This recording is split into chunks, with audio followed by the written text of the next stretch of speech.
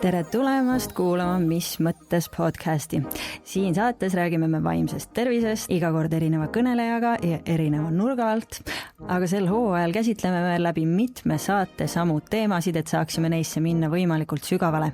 Eelmises episoodis alustasime me teemaga aktiivsus tähelepanu häire, kus minu külaliseks oli kliiniline psühholoog Inga Greenberg. Täna aga avame selles teemas uue tahu, sest minu vastas istub Kersten Kõrge ja mul on selle üle väga hea meel, sest Kersten on üks väga mitmekülgne mees.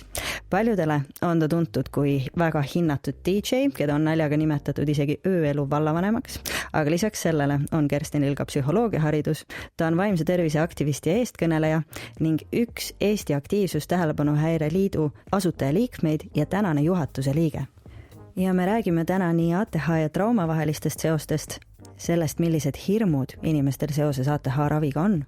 Ja lõpuks pöörame me fookuse üsna põhjalikult tööelule ja sellele, kuidas oma aktiivsus tähelepanu häiret tööeluga ühildada.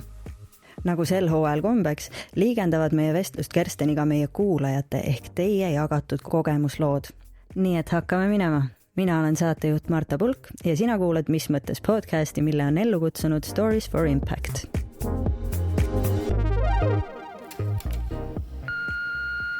Mul pakkus psühhiaater ise välja selle võimaluse, et võib-olla on ATH. Ma olin siis 51 ja eluaeg ärevusega kimpus olnud. Kõige tüütum valearusaam on see, et ATH-ga inimene on laisem, hoolimatu või ei pinguta piisavalt. Tegelikult on minu arust vastupidi, et me pingutame tihti rohkem kui teised, aga meie aju töötab teistmoodi. Vaata, kui noal on nüri tera, siis see ei muutu teravaks sellest, et teda rohkem suruda. Samamoodi ei muutu ATH-ga aju tavaliseks ainult pingutamisega. ATH-kad on tohutu potentsiaaliga. Nagu minu kogemuses nad teavad oma tööd väga suure pühendumisega ja seda võiksid tööandjad teada ja toetada rohkem ATH-ga töötajaid. Tere, Kersten! Räägi palun alustuseks kuulajale, mis teie peamised tegevused ATH Liidus on? Eesti Aktiivsus Tähelepanu Häire Liit tegeleb peamiselt siis aktiivsus tähelepanu häirega inimeste huvikaitsega, et vaimse tervise süsteem Eestis ja abi pakkumine läheks aina paremaks. Tegeleme ka rahvusvaheliselt, ADHD Europe'i liikmed oleme. Samal ajal ka pakume oma liikmetele kogukonna tegevusi, erinevaid workshoppe, koolitusi, konsulteerime teadlasi ja ajakirjandust ja erinevaid suurfirmasid, kuidas ATH-kadega hakkama saada, kuidas suhtuda ATH-sse, kuidas suhtuda nendesse inimestesse, kellel veel diagnoosi ei ole. No viimastel aastatel on ATH saanud Eesti ühiskonnas väga palju tähelepanu ja võib vist öelda, et see teadlikkus selle häire osas on väga palju tõusnud. Aga mis sina ütled, mis on ikkagi suurimad sellised valearusaamad, mis ATH kohta tänaseni liikvel on?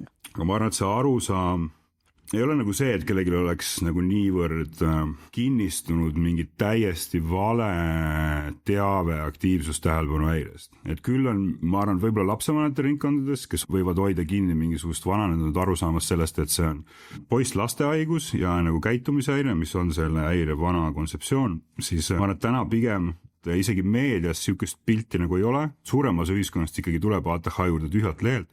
Aga ma arvan, et inimeste jaoks on lihtsalt nagu raske ette kujutada, mida aktiivsus tähelepanu häire võib tähendada juba sellepärast, et olles tegutsenud nagu teenusdisainerina peamiselt riigiteenuste juures, kus on hästi suur nagu inimeste enda käitumuslik komponent, siis inimesed, kuna nad tahavad nagu meelerahu, siis nad kujutavad ette, et suurem osa nende käitumist on nende enda kontrolli all. Aga reaalsus on, et 90% asju, mida me teeme niimoodi, et me ei pane seda tähele, kõik on automaatne, me tegutseme erinevate tunnete najal, erinevate motivatsioonide najal, siis inimestel on raske endale tunnetada või siis nagu empaatiliselt kaasa elada, kui sa arvad, et kogu elu on sinu kontrolli all. Inimestele, kes järsku nüüd ütlevad, et mingisugune sükke nagu stamp igapäeva asi ei ole järsku nagu sinu kontrolli all. Ja ATH ongi sükke hästi nagu peidetud häire, kus inimesed avastavad, et väga palju asju, milles nad on ennast süüdistanud kogu elu, tegelikult ei ole olnud nende kontrolli all või on lihtsalt olnud nagu väga raske. Ma arvan, et see nagu veendumus, et mis meil inimestel on, meil on selline asi nagu tahtejõud, et on mingid asjad, millest kas tahtejõud üle ei käi või siis nagu see tahtejõud on, mida sa pead koguma selleks, et teha asju, mis teiste inimeste jaoks on hästi igapäevased. on lihtsalt nagu ebanormaalne. Või siis sest küsimus ei ole, et kas ATH-kad suudavad või ei suuda mingid asju teha, küsimus on, mis hinnaga, mis on need tingimused, mida sa pead endale looma selleks, et teha nagu teiste inimeste jaoks väga igapäevaseid asju. Et seda inimesed ei tunneta, inimesed arvavad, et nagu minu jaoks on ka see asi raske, aga nad ei kujuta ette, kui raske võib see sama asi olla ATH-ka jaoks. Et ma arvan, et siin küsimus on lihtsalt üks tunnetuses, et inimesed hindavad ikkagi asju ju enda kogemuse järgi ja sa ei saa seda asja kogeda teise inimese eest. Ja sellepärast seda arvamused ongi nii vale. Pluss see, et me kõik ju, inimestel on loomulik resistentsus muutustele ja see, kui järsku kuskilt hüppab välja, et 5%, iga 20 inimene on mingi kindla diagnoosiga, siis on väga raske nagu uskuda seda. Samamoodi ju räägiti nõukogude ajal ja nõukogude ajal ei olnud enesevigastamist, ei olnud seksuaalvähemusi, ei eksisteerinud nõukogude ajal ja nii edasi, et paljud inimesed lihtsalt ei tea, neil pole võib-olla piisavalt laia silmaringi, piisavalt laia nagu tutvusringi. Et ühelt poolt mingid inimesed ei ole kokku puutunud inimestega, kellel on sellised probleemid, teiselt poolt jälle mingid inimesed on täpselt sellises maailmas, mis sobib paremini inimestele, kellel on aktiivsust tähelepanuhäire ja siis nad avastavad, et järsku, et kõik minu ümber on ATH-kad, et kas see on siis päris.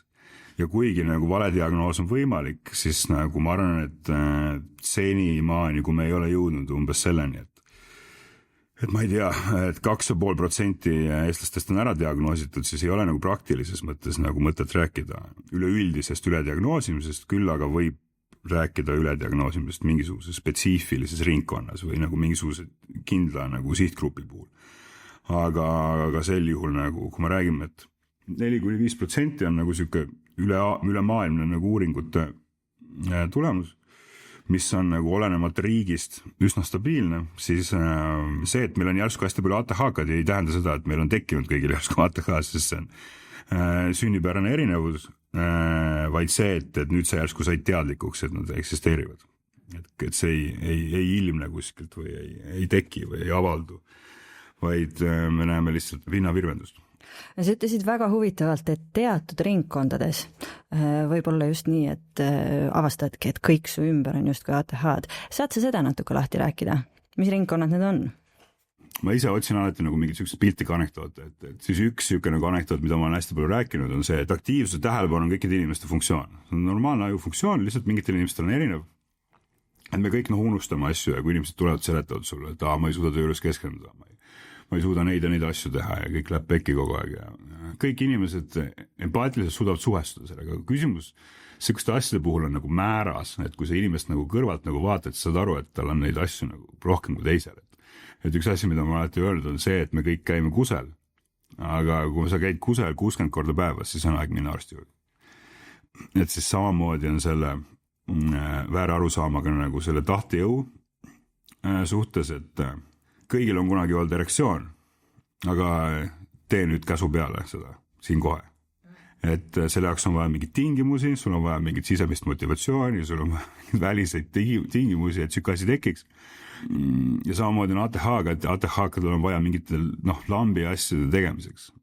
Samamoodi kujundada oma keskkonda. Sa ei saa neid nagu käsu peale kõik asju teha. Mis aga nagu tekib, kui sa oled, kas mingid asjad on eluks sinust rasked või sa nagu ei suuda seda teha, et näiteks kui me räägime erektsioonist siin näitena, siis see on ka hästi psühholoogiline. Ütleme, et sul on olnud mitu korda on olnud mingi piinlik situatsioon, ütleme, et sa oled mees, ei tõuse ja siis sul tekib nagu selline veendumus, et mingid asjad pole sinu jaoks. Et kui me võtame näiteks inimesed, kes on mõelnud, et läheks suusatama, võib-olla väga hästi, see on võib-olla Eestis väga halb näide, mida tuua, võib-olla mingi teise riigis oleks see asi parem, aga kui me võtame näiteks, ma ei tea, mägironimise ja sa oled mitu korda proovinud ja sa oled läbi kukkunud, ei ole olnud kas lõbus, ei ole pakkunud pinget või siis ei saa hakkama. Siis sul tekib nagu inimesena selline veendumus, et mingisugused asjad ei ole nagu sinu jaoks. Kui sul on veendumus, et sa saad sellega ikkagi hakkama ja siis ütled, pole sinu jaoks, kui sa tahaks, aga arvad, et asi ei olnud nagu sinu püüdmises, siis sellest ütled, et siis sa võib-olla lepid sellega, et sa lihtsalt ei saa hakkama. Aga kui meil elus tekivad sellised veendumused, siis meil tekib mingi pilt iseendast. Ja ATH-kal on nagu 2 varianti, kas sa võrdled ennast teiste inimestega, üritad endale standarditele vastata ja tekitad endast üks nagu ebafunktsionaalse pildi niimoodi, et sa lõpuks lõpetad depressiooni ja ärevusega, siis üritad vastata standarditele, mis sulle ei sobi. mis võib juhtuda siis, kui sa ei tunne ennast ja lähed töötad üle kuskil. Või siis on variant, et mingisugused asjad, nagu näiteks kontoritöö, võib-olla asjad, mis vajavad hästi palju lugemist hommikust õhtuni, mingisuguseid materjale, mis ei ole võib-olla nii värvikad või siis pidevalt samasuguste materjalidega töötamist või siis istuvat tööd, sellepärast et sa ei suuda ühe koha peal püsida. No istuv töö on võib-olla hea näide, et sellised tööd pole sinu jaoks. Ja see tähendab, et kui sa nagu teadvustad seda endale, siis hakkad valima, tegema elus nagu teistsuguseid valikuid ja võib juhtuda see, et sellised inimesed, kes tahavad asju kätega teha, keda tõmbab käima pinge, keda tõmbab käima väline motivatsioon, siis nad kogunevad mingisugustesse ametitesse, mis neile sobivad paremini. Näiteks kindlasti, see nüüd läheb eelmisele stereotüübile vastu, on IT. IT-s on vaja kogu aeg lahendada uusi probleeme, kogu aeg loovalt läheneda. Sul on hästi stimuleerivad ekraanid näos kogu aeg. Et IT on üks koht, mis ATH-kale kindlasti sobib. Sul on vähe väliseid distractioneid, kui sa suudad keskenduda sellele ühele aknale, ära koristada ülejäänud desktopi võib-olla. ATH-katele sobib politsei, kiirabi teenistus, kus on vaja kiiresti reageerida olukordadele ja kui pidevalt on väline motivatsioon mingeid probleeme lahendada. Igasugune teatri- ja kunstitöö, lavatöö, erinevad loomingulised tööd. Isegi tihtipeale need loomingulised tööd ei pruugi ATH-kale sobida, aga kuna ta on nii veendunud, et nagu kontoritöö ei ole tema jaoks, sellepärast, et ta mingisuguste kontoritööga seostavat, et asjadega ei saanud hakkama, siis ta lihtsalt stereotüüpselt valib midagi, mis oleks võimalikult nagu kultuuriline vastand sellele. Ega inimestel ei ole nagu seda jaksu võib-olla jälgida nii spetsiifiliselt, eriti võib-olla seda tähelepanu või meid ei ole õpetatud jälgima, kuidas me päriselt mingites asjades funktsioneerime, et me võime teha väga üldistavaid järeldusi selle kohta. Ja mis ongi siis see, et sa võid väga ennast nurka mängida. Aga kus see küsimus nagu alguse sai, siis eks sarnase enesehinnanguga, sarnaste hinnangutega enda funktsioneerimisele inimesed teevad võib-olla sarnaseid eluvalikuid. Issand, kui tore on sind kuulata. Ausalt, sest et lihtsalt see, kui inimkeeles sa neist asjadest räägid ja seda sama, et mu enda tutvusringkonnaski vahel märkad, et ma ei tea, sotsiaalmeedias postitab keegi, et kõigil ümberringi on ATH, et järelikult see ei saa nagu mingi päris asi olla, on ju. Ja siis mõtled, et jaa, aga Kiisu, et vaata, kes su sõbrad on, vaata, mis tööd sa teed, et inimesed su ümber ongi sarnased. Et seda ma olen nagu ise ka kogenud, aga see on naljakas, kuidas inimestel tekib sellele mingisugune reaktsioon, et kui kõigil minu ümber on, siis järelikult see ei saa päris asi olla. No, mul esineb muidugi ka autismispektri jooni. Keskkonnatundlikkus, helide, valguse ja lõhnade tundlikkus, mis võib väga kergesti viia ülestimulatsiooni ja frustratsiooni kuni äkkvihani. Minu ATH on hästi tugevalt põimunud ärevuse, trauma, siis depressiooni ja paanikahäirega. Kuna mul on vähe töömälu ja keskendumisega nagu raskusi, siis tekivadki ärevushood. Ma kardan, et ma ei saa hakkama, et ma unustan midagi või ei vasta teistele ootustele. Ja siis traumad minevikust on mu aju veel tundlikumaks muutnud, mis tõttu ma reageerin vahel liiga tugevalt või lähen kiiresti ülekoormusesse. Aga pööran natukene teemat, sest üks asi, mille kohta tahan sinult täna pärida, on see, et millised on seosed ATH ja trauma vahel? Nüüd olenevad nüüd traumast. Kui me räägime nagu klassikalisest nagu posttraumaatilisest stressihäirest, siis kindlasti ootamatused võivad tabada sind rohkem kui teisi, sest sa ei pane tähele. Aga teiselt poolt, kuna sa ei suuda ka nendest olukordadest nagu välja tulla, sellepärast, et ATH-kaid seoses selle enesejuhtimisega, mis on märk või sümptom, mida diagnostilises hindamises ei kasutata, sest see võib olla ka nii paljudel teistel häiretel, on see, et ATH-kad ei suuda oma emotsioone kontrollida. Nad ei suuda sellest olukorrast nagu välja tulla, siis nad võivad võtta nagu ka teiste inimeste jaoks nagu väiksemaid sündmusi tugevamalt läbi elada, sellepärast, et nad jäävad rumineerima, võib-olla tundideks, võib-olla päevadeks kinni mingisugusesse momenti, mis teiste inimeste jaoks ei ole nagu nii tähtis või siis nad suudavad ennast maha rahustada. ATH-ka jaoks iseenda maha rahustamine on äärmiselt nagu raske tegevus. Kuna ATH-kad teevad väga palju vigu, siis sellest kui tugevalt inimesed sinu ümber reageerivad su vigadele, võib tekkida komplekstrauma süstemaatiliselt, siis su elu on kindlasti palju segasem. Teiseks, kuna ATH on nii suure geneetilise komponendiga, siis on suur võimalus, et ka su vanemad on ATH-kad. Mida nagu ebakorrapärasem või segasem su kodune keskkond on, seda suurem võimalus on ka see, et sul tekib väiksena mingisugune trauma, sest ei saa aru. Sa ei õpi, üks tähtsamaid asju on, selleks, et sa õpiksid, on nagu korrapärasus. Et sa igasugusele sündmusele tuleks enam-vähem nagu sama reaktsioon, sest et siis sa õpid ära, et sellele sündmusele sa peaksid reageerima niimoodi. Kui sul sükst asju ei ole, siis sa ei oska selle situatsioonile reageerida ja sa reageeridki nagu traumaatiliselt. Sa oled nagu kogu aeg pinges, sest sa ei oska midagi teha ja see kontroll lähebki seda enam nagu eesajult kuskile instinktide poole ja eks need instinktid on need, mis seda traumat nagu lõpuks tekitavad. Et sa õpid mingisuguses väga raskes olukorras, mingi kindla nagu käitumise ära, see jääb sulle nii-öelda seljajusse kinni ja hiljem elus on väga raske seda mustrit murda, sellepärast et see ei ole midagi, mis on seotud sinu veendumustega, vaid see on muutunud reaktiivseks. ATH-kad ka mitte ainult emotsionaalselt ei ela läbi situatsioone, vaid mis on ka teaduses leitud, on see, et kui meil on siuke süsteem ajus nagu default mode network, millele head tõlget Eestis ei ole, siis mis on ka leitud, on see, et siis kui teiste inimeste ajud nii-öelda puhkavad või ei mõtle millelegi või ei tegele millegagi, siis ATH-kade default mode network hakkab kõik negatiivselt üles viskama. Ja sinu nagu puhkeoleku tegevus on see, et sa mõtled kõikidele negatiivsete asjadele ja üritad. Ma ei teagi, mis see eesmärk siis olla, kas nendest mingisugust süsteemi luua, või nagu reaalsus on see, et sa lihtsalt tegelikult ketrad, see on mingisugune soodumus, mis on ka aktiivsust tähelepanu häirekajul. No, viimastel aastatel on väga palju populaarsust kogunud selline autor nagu Gabor Mate, arst ja menukite autor, kellest on saanud üks tuntumaid just traumakeskse vaimse tervise lähenemise populariseerijaid, eriti tänu oma raamatutele ja väga laialdaselt jagatud intervjuudele ja loengutele. Ja tema väidab siis, et ATH tuum ei ole pelgalt siis neurobioloogiline eripära, vaid sageli just varajase stressi ja selliste kiindumushaavadega seotud kohastumus. Et need tähelepanu ja eneseregulatsiooni mustrid kujunevad hoopiski sellisest ellujäämise loogikast, mitte ei ole niivõrd geneetiliselt põhjustatud. Kuidas sina tema ideedesse suhtud? On teatud komponent inimesi ühiskonnas, eriti inimesed, kes tegelevad eneseabiga. Neil on teatav ärimudel. Neil on see, et nad peavad promoma mingit ühte nurka. Nad võib-olla isegi inimesed ise arvavad, et nad pakuvad abi, aga reaalsus on see, et neil on vaja raamatuid müüa.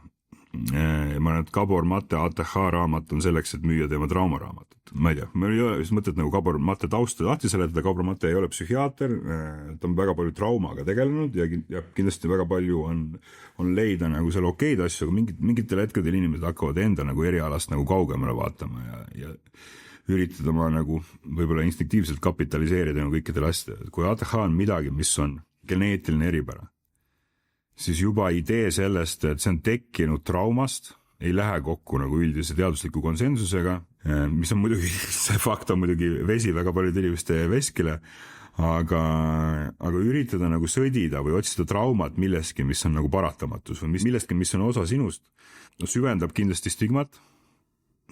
Isegi kui sa ise nagu loed seda Gabor Matet ja mõtled, et mina ei ole süüdi, ma ei ole tegelikult selline, et seda on võimalik võib-olla muuta, kui see trauma nagu ümber struktureerida ja ära töödelda, siis reaalsus on see, et traumad on kõik kuskilt tulnud ja isegi sa võid ise enda puhul ka, väga paljud inimesed, kellel on trauma, siis süüdistavad ennast selles, nad ei ole sellega varem tegelenud, väga paljud inimesed, kellel on trauma, on mõjutanud inimesi, kes on nende lähedal halvasti, sellepärast, et neil endal on trauma. Kogu see süütunne, mis siukse asjaga kaasneb, kui sa tegeled mingi asjaga, mis on paratamatu ja siis üritad leida selle lahendust. Eriti veel siukest lahendust, kus on võimalik süüdistada mingid kindlad inimesi. Mis tihtipeale on ju, kui me räägime ATH-st, mis on püsiv lapsepõlves saadik, siis tihtipeale see trauma, mis leitakse põhjendust, on kuskil lapsepõlves. Siis mis tekib sellises situatsioonis, eriti kuna väga paljud inimesed, kes ATH kohta loevad, ei ole inimesed, kellel on ATH endal, vaid neil on ATH on nende lastel, siis kui sa oled ema või isa, kes loeb sihukest informatsiooni, nagu Gabor Mate levitab, et ATH on trauma tagajärjel tekkinud, siis kust see trauma ikka tuleb, kui sellest, et sina oled oma lapsele trauma tekitanud, isegi kui sa ise võib-olla ei ole seda traumat tekitanud, siis sa oled süüdi selles, et sihuke situatsioon üldse sinu lapse elus nagu juhtuda sai. Mis siis tekib, on see, et meil on inimesed, kes selle asemel, et tegeleda abiga, mida peaks ATH-kale pakkuma, tegelevad sellega, et hakkavad nüüd hoopis mingit traumat ravima ja iseennast süüdistama. Inimesed, kes süüdistavad liiga palju iseennast või tunnevad häbi, reaalsuses abiga tegelemiseni ei jõuagi, sellepärast nad on nii üle stimuleeritud sellest oma süütundest ja häbist, et nad ei oskagi midagi lõpuks peale hakata. Ühesõnaga, siin on üks sükke nagu ühiskondlik probleem, me suurendame sükeste ideede või sükuste vaadetega veel rohkem ühiskondlikku stigmat ATH-kate suhtes. Me suurendame süütunnet nende vanemates, suurendame seda, et lapsed võib-olla süüdistavad oma vanemate, oma ATH-s. Ja siis teiselt poolt siuke nagu praktiline abiga tegelemise pool, et inimesed lihtsalt tegelevad vale asjaga. Nad hakkavad traumat ravima, mis ei tähenda, et nendel ei võiks olla traumat. Aga see, et kui sa selle traumaga tegelenud, ei võta sinu ATH-d ära, nagu see ATH jääb ikka alles. Ja võib-olla ATH oli just see tänu, millele üldse mingisugune olukord võis mõjuda dramaatiliselt, sest et asjad kuhjuvad lõpuks ja võimendavad üksteist. Sa tõid välja selle, et traumaks võib kumuleeruda ka see, kuidas sinu vigadele reageeritakse. Räägi seda natukene lahti. Et selles mõttes, et kõik on tõlgenduse küsimus. Kui me räägime selles mõttes komplekstraumast, mis on erinevatest tavalisest traumast, selle võrra, et ta tekib pikaajaliselt, kui sa oled pidevalt mingisuguses pingelises olukorras, näiteks lapsena tuled keerulisest perest, kus on pidevalt mingid pinged üleval, võib-olla su vanemad või lähedased elavad mingisuguseid asju välja niimoodi, et sa võid süüdistada ennast, väga paljud lapsed süüdistavad oma vanemate stressis iseennast, siis ma arvan, et väga paljud vanemad ei kujuta ette, kui palju võib ühe lapse peas toimuda niimoodi, et sa ei näe nagu. Et kui me räägimegi sellest, et mida ma enne mainisin, et kuivõrd ATH-kad võivad jääda üle mõtlema mingite asjade peale, nad jäävad rumineerima või ei suuda leida mingit lahendust või fookust ja ei suuda nagu järgi jätta, siis üks mingi negatiivne nagu tagasiside või ebakohane või ebaselge tagasiside võib võimendada väga palju rohkem seda, kuidas ATH-kas reageerib mingisugusele tagasisidele. Aga toome siia mõne näite, mis see reaalne olukord on ja kas see võti selleks, et see komplekstrauma siis tekiks, ongi just nimelt selles kordumises? Ja ma arvan näiteks, et kui sa oled lapsevanema näiteks üle töötanud ja lähed koju ja sinu ATH-ga laps on mingisuguse pisiasja jätnud tegemata, ära unustanud midagi.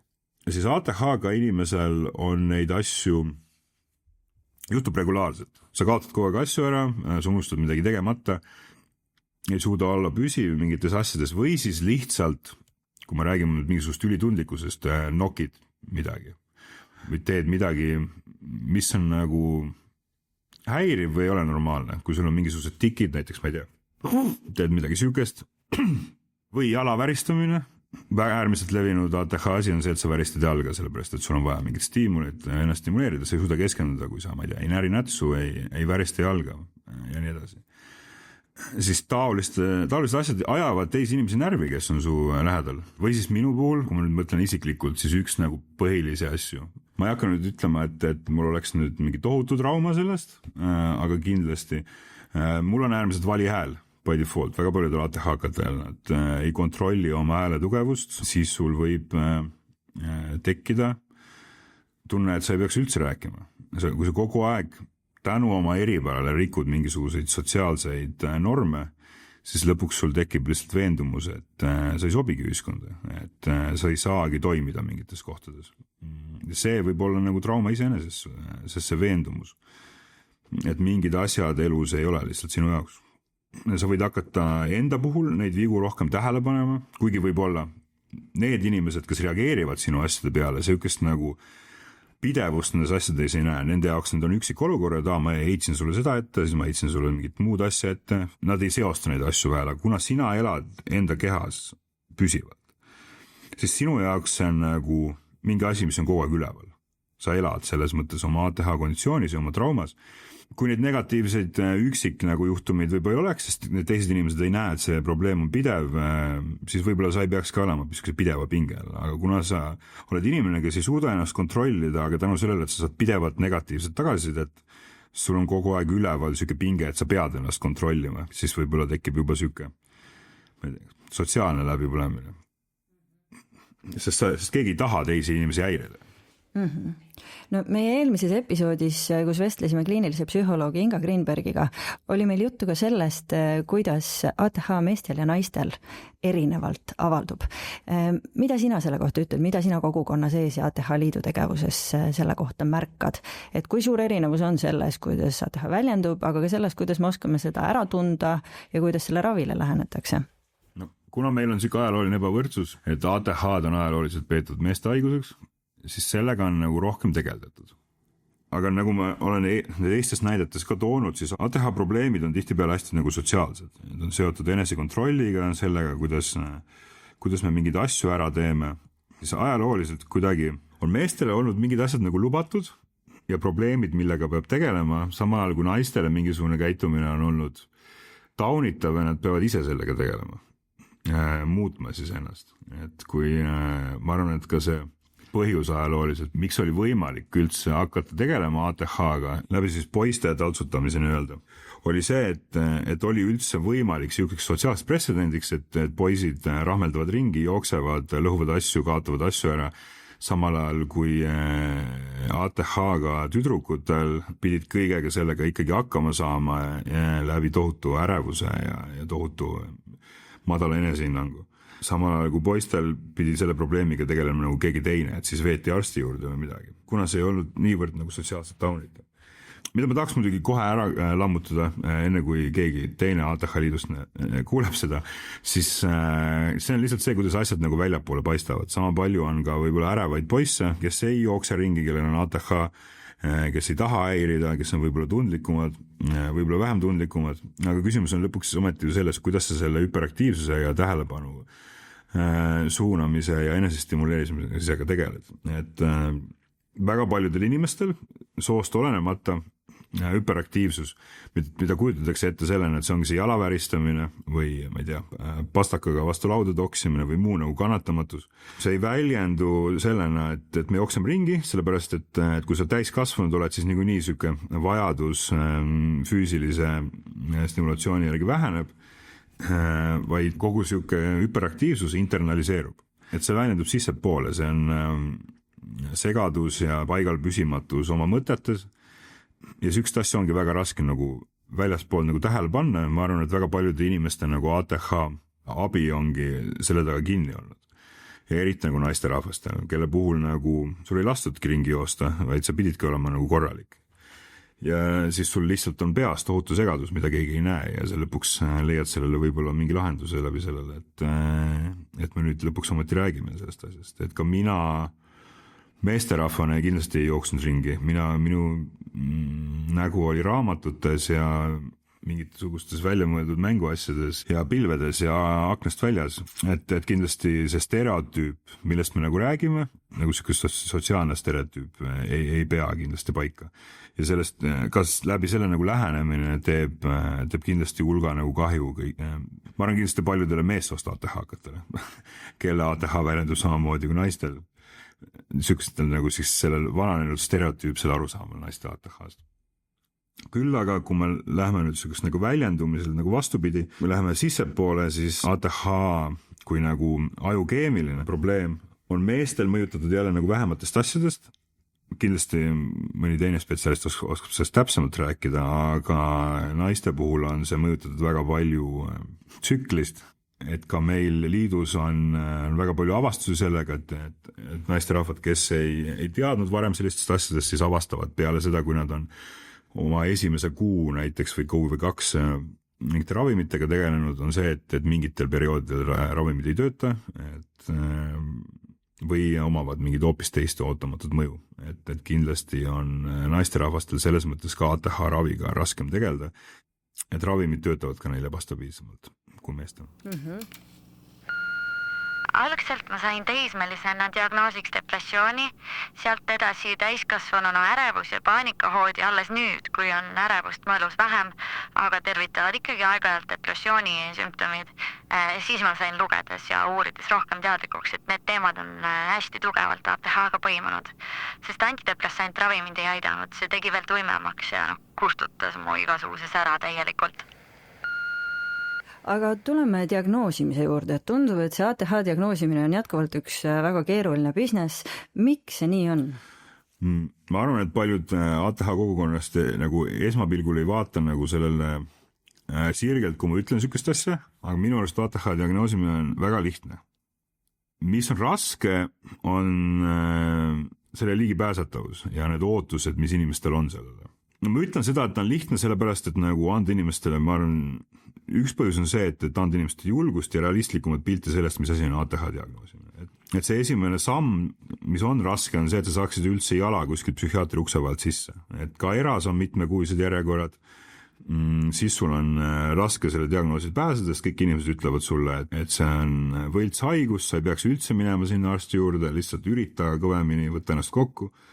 Samal ajal meedia räägib sulle, et arstide järjekorrad on ummistatud, sellepärast, et inimesed tahavad olla ATH diagnoosi, kõik see teeb selle sotsiaalseks väga raskeks, teiseks, kuna need järjekorrad on, ka ATH-ga sul on kindlasti kannatamatus, 4 kuud tundub nagu absurdne aeg, küll aga selles mõttes, et minu kogemused, kuna ma olen ATH-ga, siis 4 kuud on mingisugune aeg, mida ma tegelikult oma elus tähele ei pane, mis läheb sõrmenipsuga, et tegelikult minu soovitus ATH-katele on kõige nagu raskem asi, mida ATH-kale soovitada, on kannatust on vaja. Või siis seda, et praegu see tundub pikk periood, aga tegelikult sa ei pane tähele, kui see on juba käes. Tuleb lihtsalt nagu järjekorda võtta. Teine asi, mis on nagu segadus palju nagu sotsiaalmeediast, on see, et mis selleks vaja on. Soovitatakse igasuguseid teste, reklaamitakse, siis tehakse neid teste, siis saadakse aru, et arstil võib-olla ei ole vajagi seda, et selle diagnoosi oleks saanud ka tavaliste kohtumistega välja käia. Et tohutu segadus sellest, et mis on niisugune nagu sotsiaalmeedia informatsioon, on tinginud selle, et me oleme haavatavad erinevatel teenustele, mida näiteks erasektor pakub. Et meil on õigus igast asju osta elus, aga kui me ei tea täpselt, mida nende asjaga nagu peale hakata, millest me maksame või mis on need ootused, et kui sa selle testi ära teed, kuidas tõlgendada asju, siis see teeb asju väga keerulisemaks. Paljude arstide jaoks teeb seda veel keerulisemaks see, et sa tuled mingisuguste oma peas välja mõeldud vastustega, mida sa oled kuskilt guugeldanud, ja siis selle asemel, et rääkida sellest, kuidas sul päriselt läheb, mis abi sul vaja on, hakatakse arstile lugema nagu vastuseid ette. Et selles mõttes ATH diagnoosi on, ma arvan, väga kerge saada, sellepärast, et sellega, kui sa oled nagu samastud selle diagnoosiga, siis sul on üsna nagu lihtne leida oma elust need asjad, need probleemid üles, mis ATH-katel on. Küll aga selleks, et olla nagu päriselt veendunud oma diagnoosis, ma ei soovita inimestele arvata, et ühe korraga saab selle diagnoosi nagu välja panna. Ma arvan, et selleks on vaja vähemalt 2 või 3 kohtumist, nii et juba see ootus, mis inimestel on, teeb väga raskeks ATH diagnoosi saamise, sest nad lähevad esimese korraga sinna, on kannatamatud ja siis pettuvad selles, et neile ühe korraga diagnoosi ei pandud. Kas ma käisin nüüd siin niisama rääkimas? et meil on ka probleem selles mõttes, et kuigi meil tegeldakse hästi palju sellega, normaliseerimise vallas tegeletakse sellega, et vaimsed häiretest ei tohi rääkida, nagu vaimseid häireid ei võeta sama tõsiselt kui füüsilisi ja nii edasi, et siis meil on inimestel ka niisugune nagu pilt samas, et vaimsete häiretega tegelemine on sama lihtne kui mingite füüsilistega, et lähed arsti juurde, arst vaatab korra peale ja siis ongi nagu olemas, võtad ravimid ja siis kõik läheb nagu paremaks.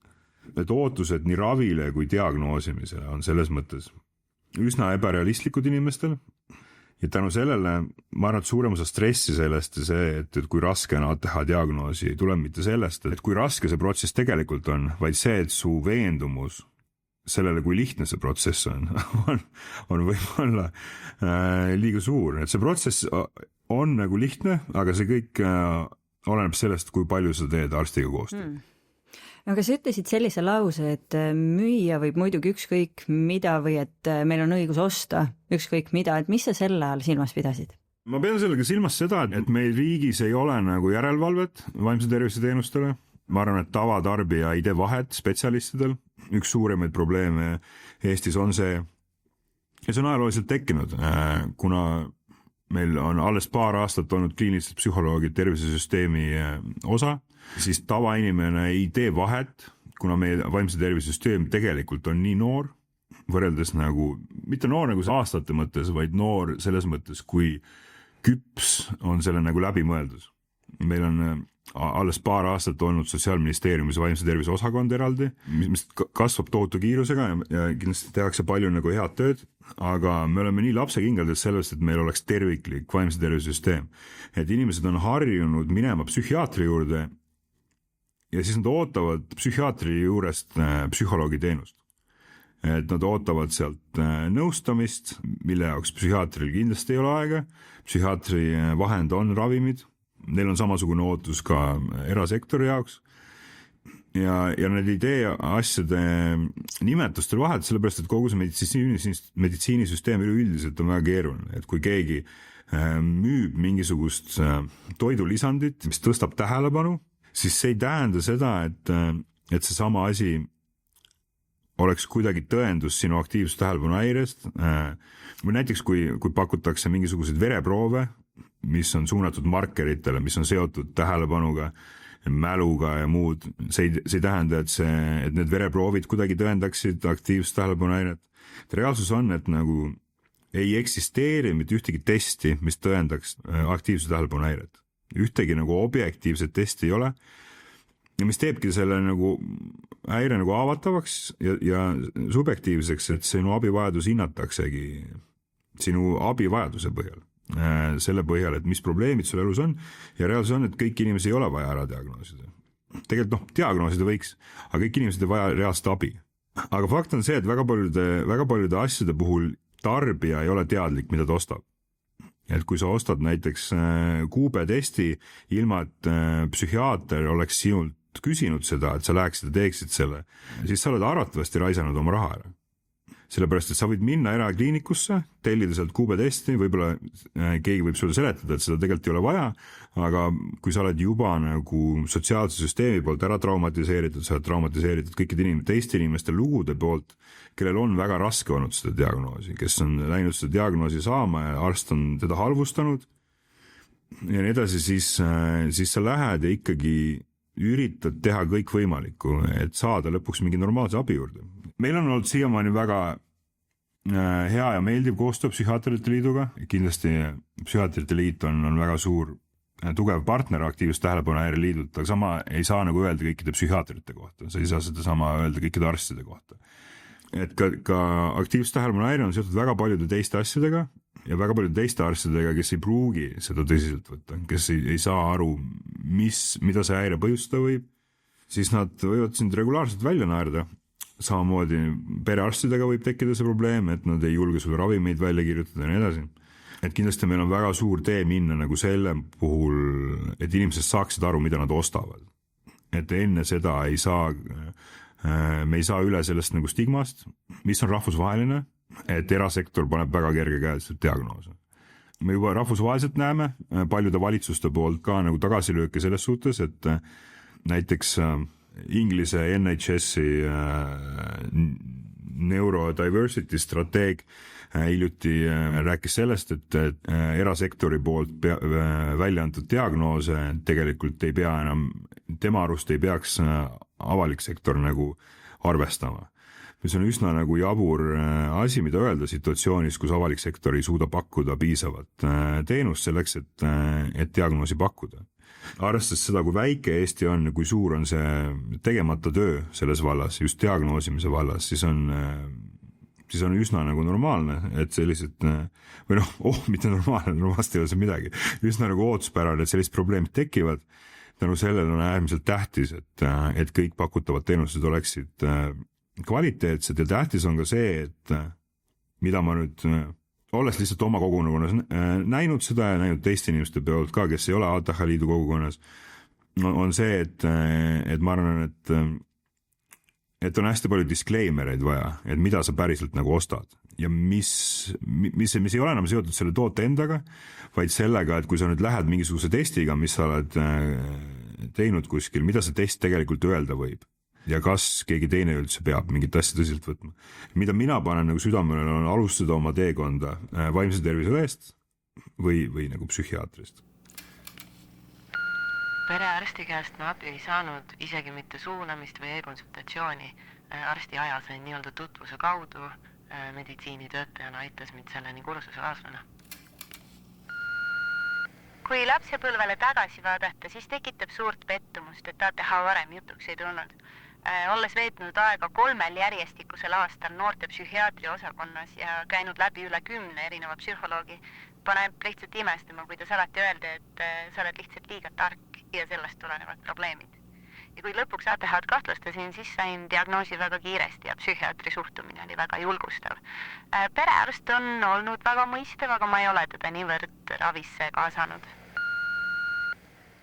No Kersten, sina soovitad alustada vaimse tervise õest, aga kui vaadata ravijuhendit, siis soovitus number 1 on ikkagi alustada perearstist. Ja kui rääkida Sotsiaalministeeriumi vaimse tervise osakonnaga, siis tulevikuvisioon on ikkagi see, et inimesel on üks tervis, mis tähendab, et on sul siis vaimse või füüsilise tervisega probleem, alustada tuleb perearstist ja perearst siis suunab edasi. See on see suund, kuhu me liigume. Sa tõid väga hea näite selle osas, et psühhiaatrite liit võib olla väga hea partner, aga see ei tähenda tingimata, et iga psühhiaater on, ma arvan, sama on ilmselt perearstidega, et perearstide liit võib olla väga teadlik, kas see tõesti tähendab, et iga perearst on nüüd ühtäkki ekspert ka vaimse tervise küsimustes, et mida teie päriselt kogukonna sees ja inimeste kogemustest näete? Mis see perearstide teadlikkus täna ATH koha pealt on? Reaalsus on see, et praktikud kõik ei kuulu liitu, Eesti arstidel ei ole sellist enesetõendumiskohustust, et need, kes on valmis nagu kuulama, need kuulavad ja need, kes on avatud, need on avatud. No, et liit võib olla väga hea partner, aga liit on esindusorganisatsioon.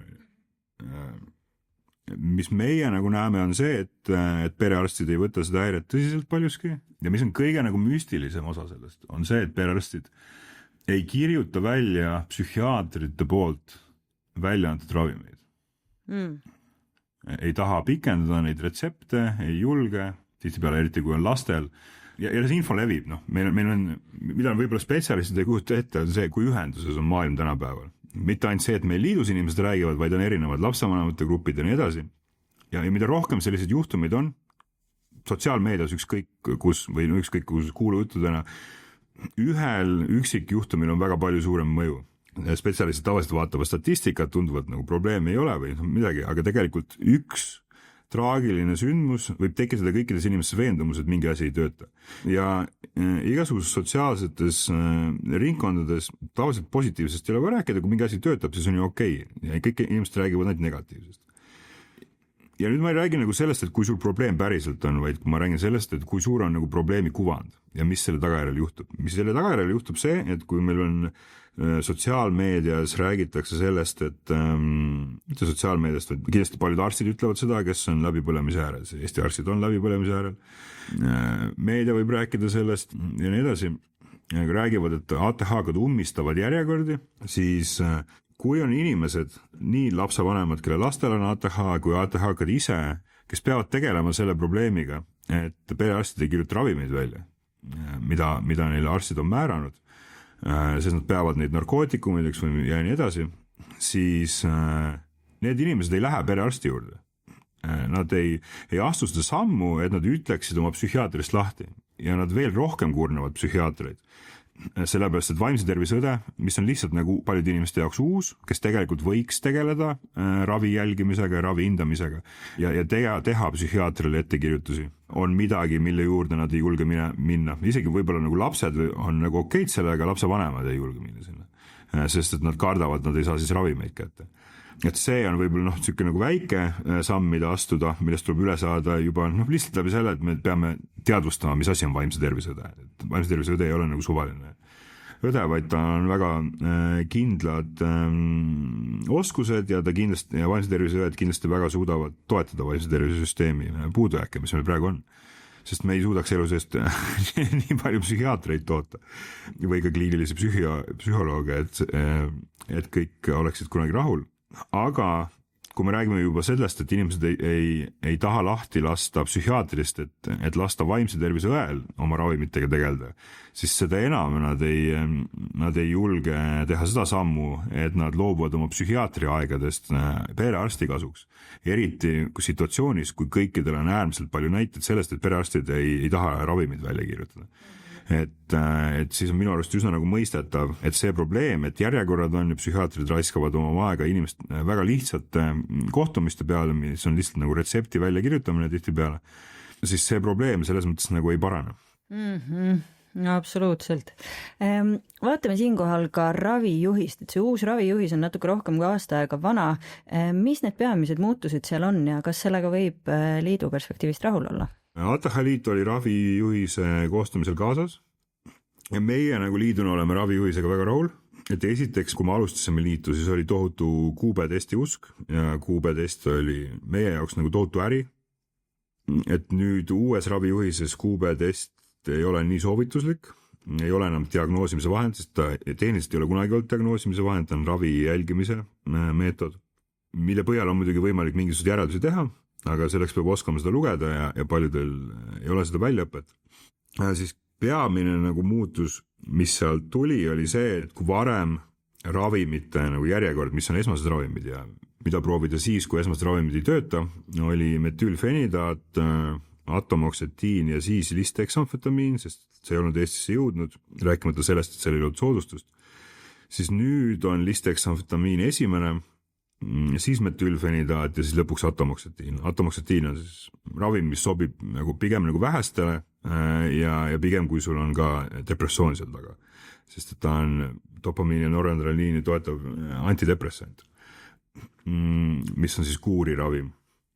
Samal ajal kui lisdexamfetamiin ja metüülfenidaat on lühitoimelised. Meil selles mõttes nagu, nad ei ole kuuriravimid, nad on lühi- või pikatoimelised, antud juhulis pikatoimeline tähendab, et ta kestab pool päeva.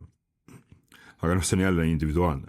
Et mis üks sükestest võitudest siis oli see, et lisdexamfetamiin, mis on rahvusvaheliselt nagu üks tõendatumaid, lõpuks on ka Eestis siis selle järjekorra nagu eesotsas, nagu ta kõikides teistes riikides on. Mis on nagu siiamaani probleem selle puhul on see, et Tervisekassa sellest ei lähtu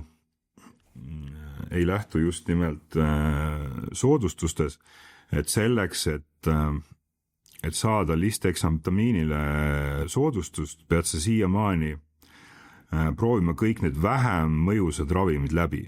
Tihtipeale järjekorras, mis võib olla väga piinav. Atomoxetiin sobib väga paljudele inimestele, kaasa arvatud kui mulle, tekitab ta talumatuid kõrvalnähte. Seda võimendab veel rohkem see, et tegemist on kuuriga. See tähendab seda, et järgmine aeg pannakse 6 aja pärast või 2 kuu pärast, et siis vaatame, kuidas ravi läinud on ja samal ajal sa kas piinled siis mitu nädalat, kuni see reeglina inimesed annavad alla, nad ei tee seda kuuri lõpuni. Ma siin taustal noogutan, sest mul oli täpselt nii. Aga millegipärast on vaja nagu see tärn kirja saada selleks, et sa saaksid nüüd seda ravimit, mis ravijuhendi järgi peaks olema kõige esimene ravim, mida sa hakkad proovima. Et see on üks nagu suur ebaõiglus, mis meil Eesti ühiskonnas siiamaani on, mille vastu tuleb võidelda. Aga miks see nii on, et miks Tervisekassa ei peaks lähtuma sellest, mis on ravijuhendis kirjas? Küsin enda käest. Küsingi. et selles mõttes, et mis see põhjus ikka on? Põhjus on alati raha. Selleks, et mingit muutusi tuua elus, maailma sul peab olema tõendatud, et siis kulutus, mida teha, on kasulik. Et Inglismaal näiteks on hinnatud, et iga siis nael, mis sa paned ATH ravisse, toob 7-kordselt tagasi. Mitte võib-olla nagu maksudena, aga selles, et kui palju sa säästad hiljem teiste vaimse tervise või muude tervise sekkumiste pealt. ATH-ga inimestel eluaeg on naiste puhul 8 aastat lühem, meeste puhul 6 aastat lühem. Meeste nagu eluajast ei olegi tegelikult midagi röödest, meestel on niikuinii see vähem, võib-olla sellepärast see vahe on väiksem kui naistel, aga fakt on, et ATH-ga inimestel on suurem oht väga paljude käitumisega seotud haiguste jaoks, teist tüüpi diabeet, erinevad südamehäired ja nad surevad varem. Neil juhtub rohkem õnnetusi, neil on madalam sotsiaalmajanduslik seis, madalamad sissetulekud tänu sellele, et nad võib-olla ei suuda oma töökohti hoida ja nii edasi. Et kui neile pakkuda ravi, siis jääb väga palju muid kulutusi tegemata. Seda nagu spekulatsiooni, et kui palju võib nagu maksutõus suureneda, me ei hakka tegema, aga küll aga väga paljud muud kulud vaimse tervisesüsteemile ja korrakaitsesüsteemile jäävad olemata tänu sellele. Ja see suhe on arvutatud, et see on umbes 1:7. No see haakub väga hästi minu järgmise küsimusega, et mulle tundub, et väga paljud lapsevanemad jätkuvalt nagu kardavad diagnoosimist lapse eas. Et mis sa selle kohta ütleksid, et kas need on õigustatud hirmud või oleks siin vaja lihtsalt julgustamist, et mida me võidame sellega, kui inimesed saavad oma diagnoosi võimalikult varakult? Mina olen lapsevanem, aga lihtsalt mis mulle nagu kõrva jääb ja mida ma näen on see, et üks on nagu see positiivne osa, et kui sa oma lapse ära diagnoosid, väga paljud täiskasvanud Eestis, ka nende vanemad ja nende sugulased saavad jälile enda ATH-le tänu sellele, et kellegi laps diagnoositi. Siis tuleb välja, kuna see geneetiline faktor on lihtsalt nii tugev, siis tuleb välja, temal on ja isal on ja võib-olla ka vanaemal on ja kõigil on. Et kindlasti võib-olla nagu lapsevanema su enda elus mingisugune raskus jääb selle tõenäoliselt olemata, et sa hakkad tegelema nii endaga kui oma lapsega. Ma taipasin, et mul on ATH peale seda, kui hakkasime lapsel seda kahtlustama. Uurisin palju teemat ja tekkis arusaama, et no ju siis ongi mul ka. Olgugi, et ma lapselt saadik sain ju aru, et mingil määral ma erinen teistest. Minu lapsel on diagnoositud ATH. Hakkasin rohkem selle kohta lugema ja sain teada, et see on suuresti geneetiline. Ehk, et kui lapse psühhiaater pakkus vastu, et ma võiks ka ise vastava testi teha, siis see ettepanek ei olnud enam nagu üllatuseks nagu ka tulemus ja see lõplik diagnoos. Aga kindlasti need hirmud väga palju on selle ümber, et need kõige efektiivsemad ATH ravimid kuuluvad narkootiliste ainete klassi. Küsimus on see, et kas sa hakkad nüüd oma lapsele narkootikuma andma või kas ta jääb nendest kohe sõltuvusse.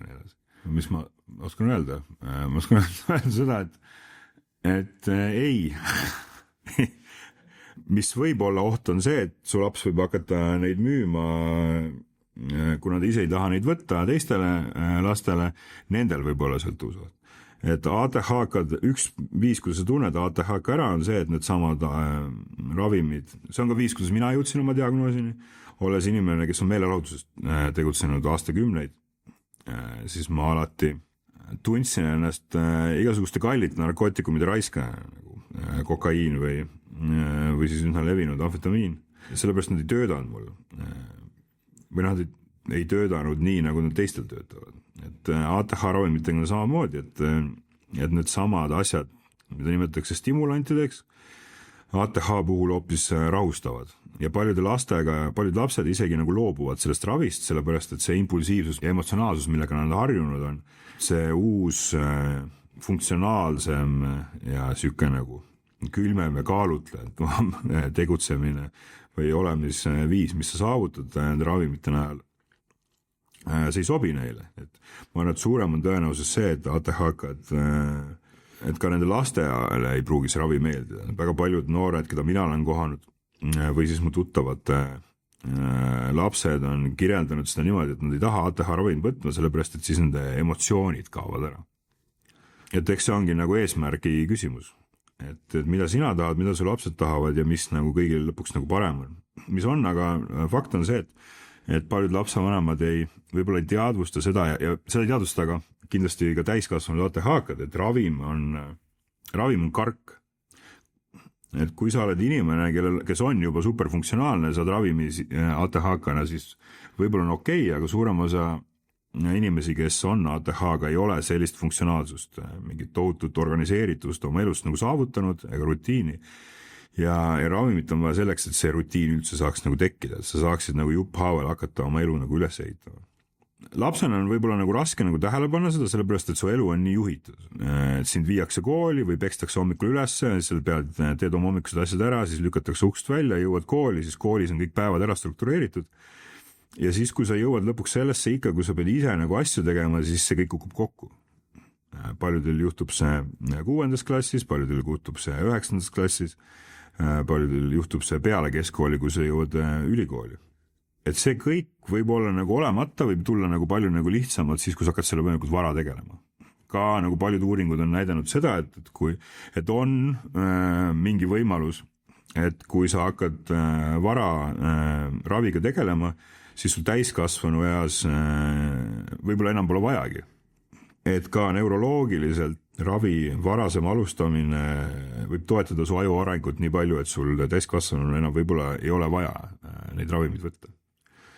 Küll aga reaalsus on see, et kui sa täiskasvanuna alustad ravi, siis su aju enam ei arene ja neid muutusi enam teha ei saa. Aga vaatame ravisse sügavamalt, et millist ravi siis ATH-ga inimene tegelikult vajab? Ma arvan, et küsimus on see, et mida üldse inimesed mõtestavad nagu ravi all.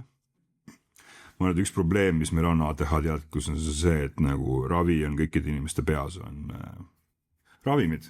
Lööb kohe mingisuguse tableti või mingisuguse pilli ikoon lööb silme ette ja siis sellest me lähtume. Et tegelikkuses ainult ravimist aitab nendel inimestel, kellel on juba väga head toimetulekuoskused, kes on väga head oma aja juhtijad, kes on suutnud mingit nagu rutiini ehitada. Küsimus nende puhul on see, et mis hinnaga nad on kogu elu teinud seda. Pigem nagu enam kui mitte on see, et inimeste elu on täielik kaos. See on lootus nendele ravimitele, et nende ravimid aitavad neil seda nagu kokku võtta. Aga kuna nad nende nagu basic asjadega ei tegele, siis ravimid üksi ei pane sind kalendrit täitma või mingid muid asju tegema, kui sa niisugust asju ei ole kunagi teinud. Juba lähtus sellest, et sa oled elu jooksul, sul on tekkinud tunnetus, et need ei ole mingid asjad, mis suudaksid sind aidata või millega sa saaksid üldse hakkama. Ja ka nagu normaliseerimine kogukonnas on ka see, et meil on hästi palju meeme, et enda ärevust nende asjade suhtes nagu maha tõmmata stigmat, et tavaliselt tegelikult kaitsta ennast teiste inimeste eest, kes soovitavad sul keskenduda ja hakata kalendrit täitma või muid igasuguseid trikke tegema, mis on kohased, aga on kohased alles siis, kui sul on nagu ravimid peal, on need nõuanded kohased, sest enne seda pigem nagu teiste inimeste poolt sükeste nõuannete andmine paneb inimesi veel vähem neid tegema, sellepärast et ma arvan, et üsna loomulik on, kui keegi annab sulle mingisuguse soovituse, mis sa tead, et ei tööta, siis sa veel rohkem kapseldud endasse ja veel suurema tõenäosusega ei tee seda. Küll aga nagu, mis juhtub siis, kui inimesed nagu ravini jõuavad, on see, et nad arvavad, et need asjad ei ole tähtsad või siis lausa nagu pettuvalt, kui nad avastavad, et peale ravimeid psühholoog ütleb, et no nii, et nüüd hakkame kalendrit täitma või nüüd hakkame märkmikut pidama, nüüd hakkame hommikul sööma, nüüd hakkame vara magama minema, et see kogu maailm on seal veel taga. Et reaalsus on see, et kui sa oled ravimid peale saanud, siis sa pead hakkama kõiki neid igavaid asju tegema. Kui me ennem rääkisime, et mida inimesed ootavad vaimse tervise teenustelt, siis nad ootavad psühholoogi ja psühhiaatrit, aga psühhiaater ei hakka sugu elu sees märkmiku kokku panema. Psühholoog võib-olla jah, küsimus on selles, et tegelikult meil on igasuguseid teisi spetsialiste, meil on kogemusnõustajad, meil on tegevusnõustajad, kes tegelikult oleks nagu kohasemad inimesed aitama ATH-kaid, kuna ka see süsteem on nagu lapse kingades, siis sellest ei räägita, teiseks kuna see ei ole osa nii-öelda haiglasüsteemist, siis haiglad ka neid ei soovita, aga kindlasti nagu kui mõelda, missugune see ATH ravi on, siis psühhiaater, ideaalne maailm oleks süge, kus psühhiaater tegeleks ravimitega, psühholoog tegeleks kõige selle jamaga, mis on nende aastate jooksul on pähe kuhjunud, et neid ümber lükata ja otsida lahendusi nendele. Ja ma arvan, et tegevusnõustaja või süke tihedam psühholoogiline nõustaja võiks olla see, kes aitab sul tegeleda tegelikult selle igapäevase toimimisega. Et kui me räägime nagu enesejuhtimisest, siis ma arvan, et mingi coach või tegevusterapeut, muidugi nad peavad olema siis ATH teadlikud, sellepärast et suvalised asjad ei tööta ATH puhul samamoodi nagu tavalistel inimestel nii-öelda.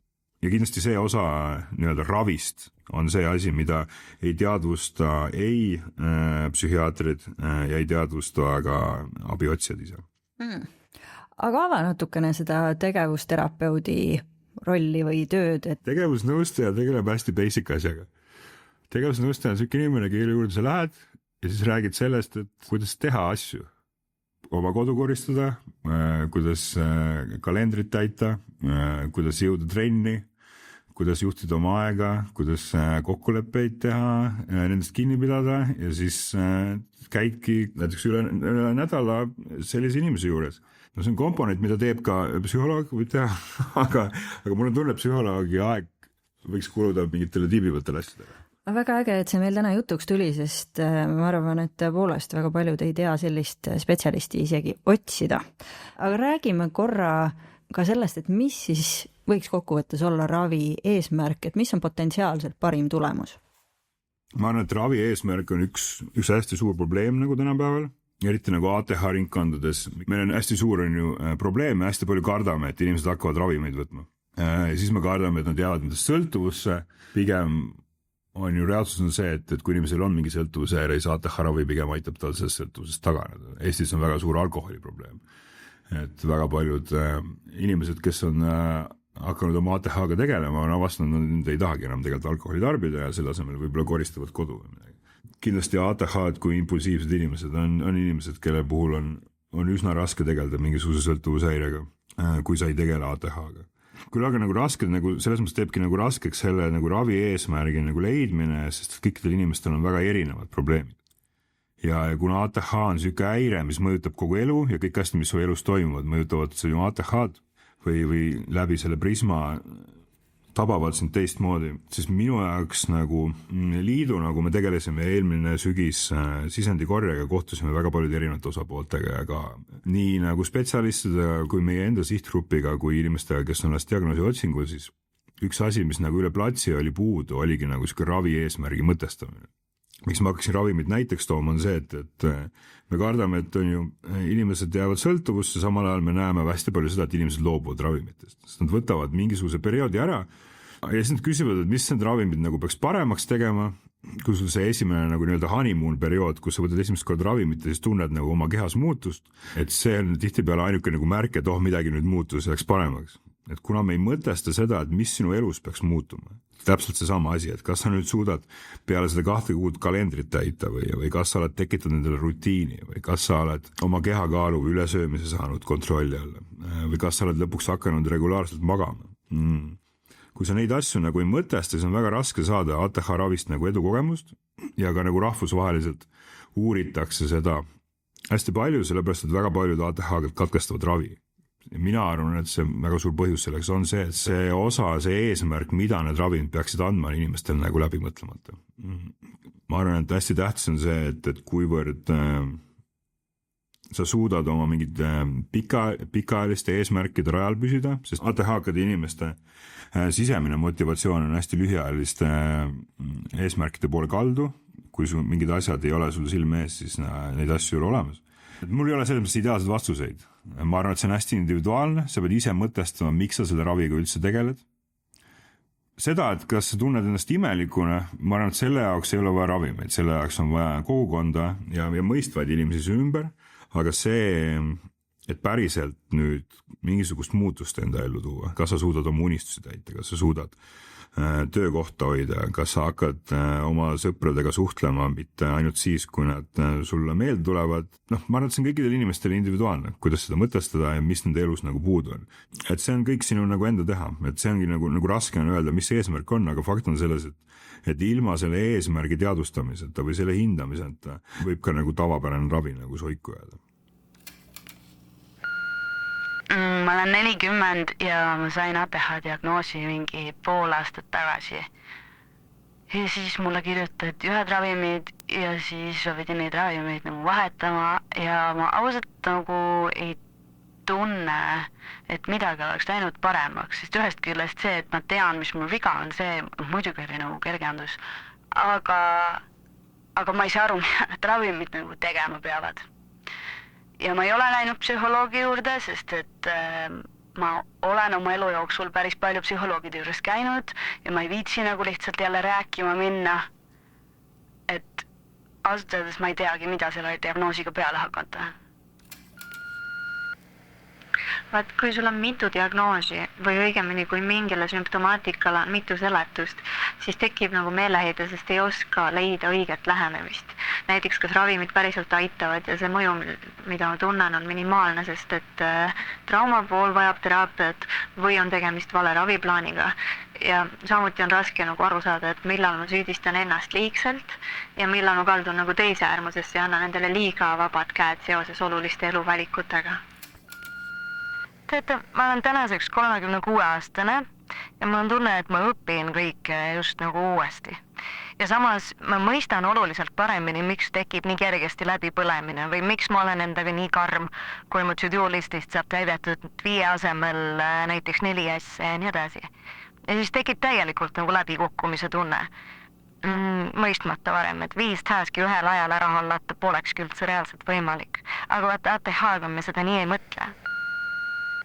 Meil on siit jutust nüüd käinud läbi väga palju erinevaid spetsialiste, vaimse tervise õde, psühholoog, psühhiaater, tegevusnõustaja ja nii edasi. Et kui me mõtleme selle ravimeeskonna peale, kes kõik võiksid olla ühe ATH-ga inimese ravisse kaasatud, siis kuidas sulle tundub, et kas selle ravimeeskonna nagu koostöö koordineerimine, mis praegusel hetkel on selle kliendi või patsiendi enda teha, on see nagu realistlik? Ma ise arvan, et spetsialistide koostööd on suht võimatu koordineerida niikuinii, kui kõik need spetsialistid on erinevas asutuses. Võib-olla see on võimalik, aga see on minu jaoks nagu niisugune tulevikumuusika, et nagu ma ei viisi isegi mõelda selle peale. Aga kui inimesed on ühes majas sees, ma arvan, et see on võimalik. Et ma arvan, et nad ei peagi väga palju koostööd tegema, vaid kui sa ise teadvustad endale, mis on need asjad, millega sul abi vaja on, siis sa lähed õige spetsialisti juurde. No ma arvan, sa oled nüüd väga optimistlik inimeste võimete suhtes. Jaa, absoluutselt. Selles mõttes, et nagu üks probleem, mis meil on ATH-kad, on see, et ATH-kad tihtipeale neil on äärmiselt suur usk sellest, et suudavad hinnata seda, et mis on nende reaalne võimekus mingid asju ära teha. Noh, sa pead mingis mõttes nagu eneseväärikus alla laskma ja teadvustama seda, et sul on vaja väga basic asjadega abi. Ja sa pead mingisugust veendumusest enda autonoomiale nagu lahti laskma, sest väga paljud äärmiselt efektiivsed sekkumised, mida ma olen ise kasutanud oma igapäevaelus, mis kõlavad nagu jaburatena, kui sa oled tavaline inimene, et siuke asi võiks aidata, vajavad nagu teatavat siukest nagu usu kaotavist või nagu ego surma. Võib-olla, kui niimoodi päris ütleks. Aga seda mingisugust nagu lahti laskmist sellest, kuidas nagu reaalsus võiks töötada. No näiteks üks nagu äärmiselt efektiivne asi ATH-kadega on see, et selle meetodi jaoks on palju erinevaid nimetusi, on accountability partner, on body doubling ja nii edasi, et kui sa lihtsalt teed asja ruumis, kus on teine inimene, siis see loob mingisugust õhustikku ja sa suudad päriselt mingid asju ära teha. Kui sa üksi pusserdad kodus, siis sa ei saa mitte midagi tehtud. Et siuksed nagu mingisugused trikid, mille peale niisama ei tuleks ja mis kõlavad hästi lapsikult, et mis mõttes, kas mul on siis nagu mingid lapsehoidjad vaja või mingid teist inimesed, kas mul silma peale käiks. Et nendest asjadest tuleb lahti lasta, et neid nagu päriselt mingid asju, mis töötavad, kasutada, sellepärast, et nad lihtsalt võivad tunduda nii nagu, no see on otseses mõttes lapsikud. Sa pead lihtsalt nagu normaliseerima selle, et sa ei saa mingit asjadega hakkama ja enne kui sa seda nagu enda puhul pole nagu omaks võtnud, on väga raske mingisuguse abiga tegeleda. Sa ei suruks ennast sellesse nagu raami, kus sa oled määratud läbi kukkuma. Et kui sa hakkad üritama asju teha nagu inimesed, kellel ei ole ATH, et neil on väga paljud asjad väga palju lihtsamad ja kui sa üritad seda nagu sooritussuutlikkust nagu enda puhul teostada, siis see lihtsalt väga palju valu on sellest, nagu ka paljud inimesed on kogu elu nagu talunud. Et ma arvan, et kogukond on vaja just selleks, et seada nagu realistlikke ootusi ja selleks, et mitte ennast süüdistada mingisugustes asjades, mida teised inimesed teevad ja sina millegi pärast ei suuda teha. Ja mis nüüd on tähtis selle puhul on mõista see, et see on ebaproportsionaalselt raske. Et sul on vaja abi sellepärast, et need asjad on sinu jaoks nagu nii rasked, et see on lihtsalt nagu aja, närvide ja igasuguse ressursi nagu raiskamine, et sa võiksid või peaksid kuidagi läbi ihi ja vile nende asjadega hakkama saada, sest et siis on targem neid asju lihtsalt üldse mitte teha. Et ma arvan, et kogukond on väga tähtis selleks, et leida inimesi, kes ei vaata nendele asjadele imelikuna, kes on valmis sinuga koos neid asju tegema, näiteks hästi lihtne asi, et teha asju teistega koos. Kui sul on tavaline inimene, kelle sa ütled, et kuule, et kas sa saaksid tulla lihtsalt mulle nagu koju, ära tee mitte midagi, või tee oma asja, ole seal lihtsalt, mingi 4 tunniks, et ma saaks oma asjad tehtud. Siis ma arvan, et suuremas inimesed naeraks välja selle või see oleks nagu super imelik request.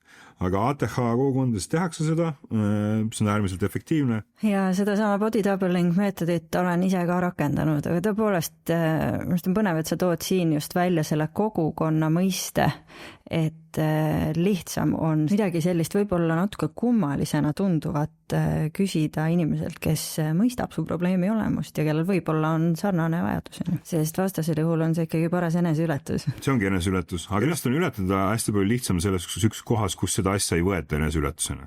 sul on palju vähem nagu õõrumist selle ideega, palju vähem nagu sellist häbitunnet, et sa tegeled mingise asjaga. Ma arvan, et see on kõige suurem ressurss kogukondade puhul on see, et sellest häbist ja süütundest lahti saada, sellepärast, et sa ei tee asju nagu teised inimesed. See ajab mind vahel nagu nii naerma, kuidas ma tegutsen ja vahel ajab nutma ja vihale, et miks ma pean nii palju vaeva nägema, et X asjaga hakkama saada, samas kui teised saavad seda lihtsalt teha. Ma olen avastanud, et läbi elu ma olen seltskondades alateadlikult sobinud kõige paremini inimestega, kellel on ATH ja see on ülikummaline, et kui ma näiteks lähen mingit uut asja õppima, siis ma suudan raudselt sealt kõige kiiremini ja paremini klikkida inimesega, kellel pärast selgub on ka ATH. See on nagu nii kummaline. Ja issand, kui hea on nüüd, kui mul on diagnoos, rääkida inimesega, kellel on ATH, sest see vestlus on alati nii meelt lahutav ja kuidagi puhas dopamiinilaks. Aga kui me kogukondade juurest tuleme tugigruppide juurde, siis mis seis nendega täna Eestis on? On neid piisavalt, võiks neid rohkem olla? Tugigruppe on väga erinevaid. Näiteks, et kas see on niisugune isetekkeline, mis puhul sa võid eeldada, et ka see, kes tugigruppi läbi viib, on nii-öelda skenest. Siis on nagu asutuste poolt läbi viidavad, spetsialistide poolt läbi viidavad tugigrupid, siis on tugigrupid, kus on ainult ATH-kad, siis on tugigrupid, mis on suunatud nii-öelda neurodivergentsile, kus on segamini näiteks ATH-kad, autistid ja muud, siis on tugigrupid, mis on psühhariduslikud, mis tavaliselt läbivad mingisugust teatud kava, kus sa õpid ka ATH-d tundma ja siis on tugigrupid, mis on lihtsalt jagamised, mis on sotsiaalsed võib-olla, nende eesmärk võib olla lihtsalt jagamine ja aktsepteerimine või siis võivad olla ka näiteks sotsiaalsed tugigrupid, paljud inimesed on elust nagu välja kukkunud, et nad saaksid üldse kellegagi suhelda. Et siin on nagu erinevaid nagu probleeme. Üldiselt ega neid nagu väga palju ei ole, kindlasti võiks rohkem olla. Ma arvan, et kindlasti võiks rohkem olla sellised nagu isetekkelisi, sellepärast, et kui isetekkeline, siis ei ole nii hull, kui keegi võib-olla nagu hiljaks jääb, mis on ATH-ga üsna nagu levinud. Keegi ei saa raha selle eest ja siis nad ei pea ka võib-olla mingil kindlal kellaajal seda ära lõpetama. Ja siis see nagu sotsiaalne kokkulepe on nagu selles mõttes nagu võib-olla pehmem. Sul on kiiremini võimalik sisse hüpata sellesse tugigruppi ja ootused võib-olla on nagu pehmemad. Kui me räägime ametlikest tugigruppidest, siis üks asi, mis on probleemne on see, et ATH-kad jäävad hiljaks. Kui keegi ATH-ks kuulab seda ja käib kuskil tugigrupis, siis nagu üritage mitte hiljaks jääda, seda mul ei ole mõtet öelda vist, aga isegi kui teil on tunne, et te jääte hiljaks, siis minge kohale. Et üks äärmiselt tähtis asi tugigruppide puhul on see, et nad on intiimsed ja tugigrupp ei oma efekti, kui sul ei teki usaldust. Ja kui sul on mingi kindla pikkusega tugigrupp, näiteks 8 kohtumist ja sul on ATH-kad, kes nendest 4 ei käi kohale, nad ei tea, mis eelmisel korral räägiti. Sul ei teki nagu seda sidusust. Ja siis see mõjutab hästi seda grupi kvaliteeti. Sa ise ei saa sellest grupist väga palju oodata ja ka nii-öelda teenuse pakkujal võib tekkida tunne, et see tugigrupp on läbi kukkunud ja ta võib-olla ei taha enam võtta ATH-kaid tugigruppidesse. Et sihukestel nagu sega tugigruppidel on tugev see probleem. Et nad kipuvad ära lagunema. Et see on asi, mida võib-olla tähele panna, et kui teha tugigruppe, siis eraldi ATH-kadele. No lähme siit edasi ka tööelu juurde, sest täiskasvanud ATH-kate puhul, olgem ausad, see on üks peamisi väljakutseid. Et sina olles kogukonna muredega hästi kursis, siis mis need peamised väljakutsed on, mida ATH-kad tööelus kogevad ja lähme sealt edasi, et millist nõu neile võiks anda? No üks on kindlasti nagu aja juhtimine. Selle õppimine on väga raske, kui sa lähed mingile tööle, mis ei ole siuke action töö, et lähed kohale ja hakkad asju tegema ja kogu aeg midagi toimub. Ja et kus sa pead üksi mingeid asju tegema. Ma arvan, et ka nagu asutustes, kus on võimalik omada nagu sisemist accountability partnereid või töötada näiteks grupis, on need asjad lihtsamad. Aga üldiselt on ikkagi nagu tähtaegadest kinnipidamine, lubaduste pidamine, kui sa oled ülehinnanud mingeid asju, ATH-kad kipuvad kõigile jah ütlema ja siis pärast kukuvad kokku, teevad asju viimastel hetkedel. Mitte ainult isegi sellepärast, et nad ei suuda ennast nagu käima tõmmata, vaid ka sellepärast, et nad on lihtsalt liiga palju asju enda peale võtnud. ADHD-l tihtipeale on see, et nad teevad mingi asja ilgelt kiiresti ära ja siis tekib veendumus, et nad nüüd tegelikult 24/7 suudavad niisugust asja teha. See veendumus võib tekkida sul endal, see veendumus võib tekkida su ülemusel ja siis tegelikult seda, et midagi teha nii nagu efektiivselt ja kiiresti ära, sa suudad võib-olla kord nädalas ja äärmisel juhul võib-olla kord kuus. See ei tähenda, et sa 24/7 töötad sellise tempoga, aga sellest võib tekkida väga palju nagu valesid hinnanguid ja iseenda suutlikkusele. Ma ei tea, kas siin on nagu mingid ideaalset lahendust. Kõige nagu tähtsam on see, et sa paneksid tähele nagu, mis on realistlik ja võib-olla üritaksid rohkem nagu ajakulu hinnata nende asjade sees. Ajakulu hindamine tundub hästi masinlik ja hästi ahistav tegevus, aga mul on tunne, et ilma selleta sa oledki määratud pidevalt pettuma iseendas. Ja lõpuks tekib nagu see küsimus, et nagu, et kui sa oled läbi põlenud, et kes siis nagu süüdi on selles. nagu, või noh, isegi mitte nagu, kui sa oled läbi põlenud, vaid ka ennem seda, kui sa oled lihtsalt ei ole mingeid asju ära teinud, et väga suur ühiskondlik probleem ja stigma on see, et kõik ütlevad, et nagu, et inimene vabandab välja ennast alati nagu ATH-ga, et ma arvan, et see, et keegi vabandab välja ennast ATH-ga, kui ta päriselt teeb seda, siis on aeg inimene nagu lahti lasta. Kui aga ATH on mingi asi, mida sa tood põhjenduseks, aga sa samas otsid ka nagu lahendusi sellele. Ma arvan, et see on okei, aga ma arvan, et inimesed, kellel ei ole ATH-d, ei tohiks neid asju nagu segamini ajada. Ja mingi hetk sa pead ka ise tunnistama, et kas mingisugune töö on sinu jaoks. Kas sa teed seda missioonitundest või sa teed seda huvist? On väga erinevad asjad, et mis sind käima tõmbab ATH-kana. Et sa pead kraadima mingisuguseid asju, mingisuguseid motivatsioone enda puhul, mis ei ole nagu sinu kontrolli all. Et sa ei saa lihtsalt otsustada, et sa mingil hetkel hakkad mingeid asju tegema. Minu esimene kontori töökoht lasi mind lahti, kuna ma ei tulnud piisavalt hästi toime. ATH mõjutas mu käitumist ja valikuid ka siis, kui olin laua tagant eemal. Tol hetkel ma olingi enda jaoks vale tempo ja ootustega kohas ja valede ravimite peal. Kuigi tol hetkel oli see muidugi tohutu tragöödia, siis see aitas mul jõuda töökohale, mis mulle ideaalselt sobib. Tagasilöögid ei ole häbiasi. Ja alati tasub mõelda, kas ma olen enda jaoks õiges kohas. Ka siis, kui ei kujuta mitte midagi muud ette, võib vastus tegelikult olla ei. Õnneks mul on võimalik töötada kodukontoris ja ma kasutan täiega ära neid perioodi, kui nii-öelda tuhin või hyperfookus peale tuleb. Psühholoogina on mu töö selles osas nagu põnev ja väga vaheldusrikas, et juhtub nagu kõike, aga samas on mingis mõttes ikkagi nagu stabiilne. Juba 4 aastat enne oma diagnoosi tundsin, et põlen läbi, kui ma töökohta ei vaheta. Läksin lihtsama töö peale, kus ei ole nii suurt vastutust ja seega ka madalama palga peale ja ma ei kahetse. Mu ATH saab selle tööga hakkama. No ma võtan sul sõnasabast kinni, et sa tõid välja vabandus versus põhjendus. See viibki järgmise küsimuseni, millega paljud ATH-kad maadlevad, et kas ma üldse peaksin jagama oma diagnoosi töökeskkonnas või ma võtan sellega mingisuguse riski? Mina arvan, et see oleneb tööst ja see oleneb ülemusest. Et selles mõttes, et kui su ülemus ei saa aru, mis on ATH, ma arvan, et on väga loomulik, et sa ei taha talle jagada seda. Eriti kui ta ei ole avatud ka. Mul on nende selliste situatsioonidega alati see küsimus, et kas see töö on seda väärt lõpuks nagu. Mul on lihtsalt endal olnud mitmeid kogemusi, kus ma olen läinud töölt ära lõpuks sellepärast, et see usalduskriis, mis tekib tänu ATH-le, on nii suur. Et kuna sa pidevalt lubad mingeid asju, mida sa ei tee ära, siis on kõigil nagu lihtsam lihtsalt nagu lahku minna. Aga ma arvan, et sa pead nagu ise endale otsa vaatama. Sellepärast, et see, kui sa ei täida töö ülesanded, see ei ole mitte mingil juhul okei. Et siin ei saa tekkida nagu sellist situatsiooni, et sa arvad, et on okei mitte täita oma tööülesandeid, sellepärast, et sul on ATH.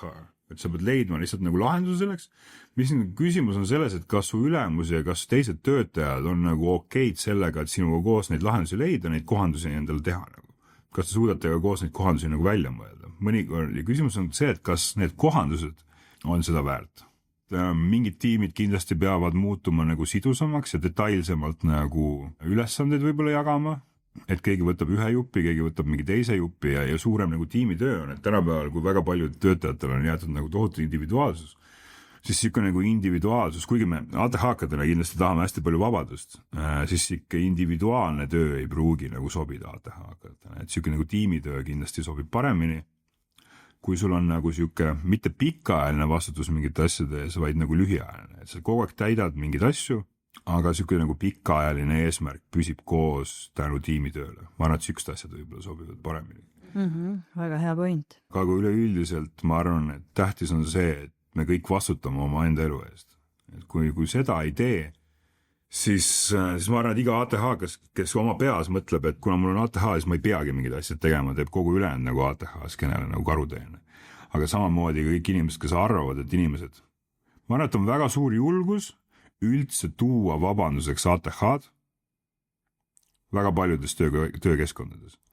Kindlasti noortemate seas on nagu lihtsam öelda, et ma olen ATH-kas, aga kui sa oled nagu inimene, kes on tohutu kadalipu teinud sellest, et sa oled saanud üle nagu iseenda häbist ja süütundest, mida sa oled kogu elu kandnud, sellepärast, et sa ei saa mingite asjadega hakkama, oled läbinud kogu selle raske nagu diagnoosi saamise protsessi, siis see, kui sa lähed kellegi juurde ja ütled, et midagi läks perse ja soovid mõistmist ja tood välja, et sul on ATH ja läbi selle saada seda mõistmist ja siis keegi ütleb sulle selle peale, et sa üritad vabandada välja oma teguviisi sellega, et sul on ATH. Ma arvan, et kui inimene, kellel on ratastool, ütleb, et ta ei saa trepist üles sõita, sest ta on ratastool, ei kasuta seda ratastooli vabandusena.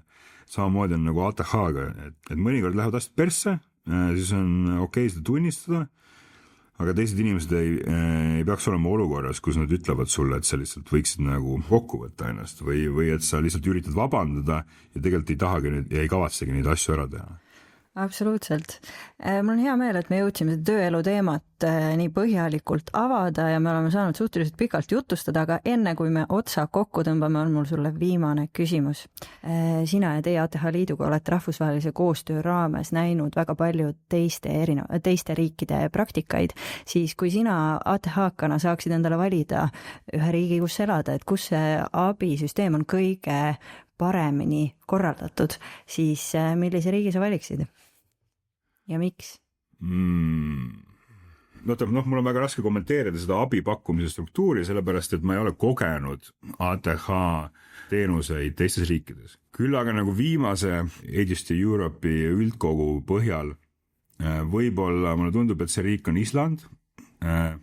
Üks asi, mida nagu rahvusvahelist kogemusest on hästi nagu huvitav, on see, kuivõrd erinevad on kõik ATH organisatsioonid. Eesti organisatsioon on patsiendiorganisatsioon, näiteks Gruusia, mis just alustab, sealne ATH Liit on spetsialistide organisatsioon, seal on arstid, siis Island, kuigi ma selles mõttes, mina ei ole lapsevanem, nii et ma selles mõttes ei fiili või ei näe ennast nagu Islandil selle organisatsiooni pärast, aga lihtsalt on kõnekas see, et Islandi organisatsioon on lapsevanemate organisatsioon ja Islandi rahvastikust 2% kuulub kohalikku aktiivset tähelepanuhäire liitu. Reykjaviki linnapea on aktiivset tähelepanuhäirega, Reykjaviki linnavolikogu esinaine on aktiivset tähelepanuhäirega.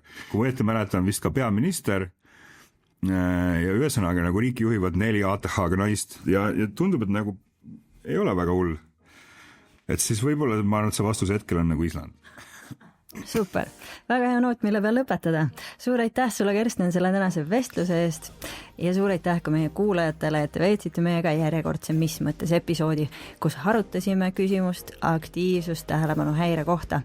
Minu tänaseks saatekülaliseks oli Kersten Kõrge, kelle resümee on kirju ja mitmekesine nagu ATH-kale kohane.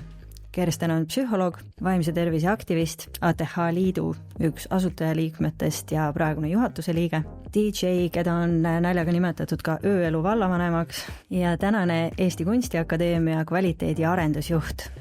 Aktiivsust tähelepanuhäirest kõneleme me veel ka oma järgmises episoodis, aga siis juba uue nurga alt, sest minu saatekülaliseks saab olema psühhiaater Katrin Orav. Te kuulasite Mis mõttes podcasti, mille on ellu kutsunud Stories for Impact. Minu nimi on Marta Pulk ja kohtume juba järgmises Mis mõttes episoodis.